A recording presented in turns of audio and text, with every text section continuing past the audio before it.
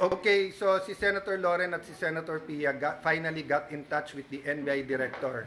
So they're here, they're here in the room. We have to turn off the lights dahil may putukan na nangyayari.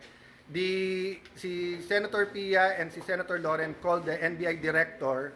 He said wala daw sila dito dahil pinaalis daw nila dito. So he said, please find out what's happening kasi nagpuputukan.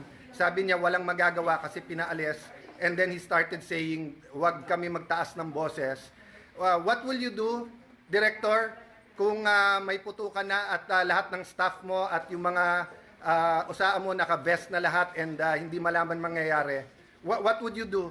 Hindi ba dapat ang sagot mo, ma'am, sir, I'll go there, I'll make sure you'll help? That's what I was expecting him to say. When Senator Loren was talking to him very calmly, I said, what are you gonna do about this? Pinuputukan kami dito.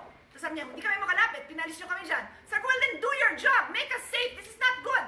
Ma'am, wag mo ako sigawan. Yun lang ang masasabi mo sa akin. Pinuputukan kami, sasabihin mo sa akin, wag kitang sigawan. Sumisigaw ako dahil mataas ang emotion. So, I'll give everyone context. 4 senators got tips 30 minutes ago while we were talking na umalis na dito kasi may mangyayari.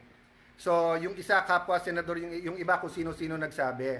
So, the emotions are high here because bakit kami paalisin? We're waiting for the articles of impeachment and we're having a meeting. Nasabi lang dadating na. So, again, no? Kung sino nakikinig from the government, this is the Senate of the Philippines.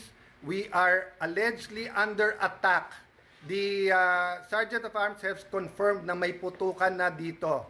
So please, kung sinong nanonood, sinong nakikinig, we expect yung tawagan namin would understand the emotions here and will say we'll do something about it. No? So the rest, mga nasa Senate, turn off the lights, stay low. Kung may active shooters, follow the protocols.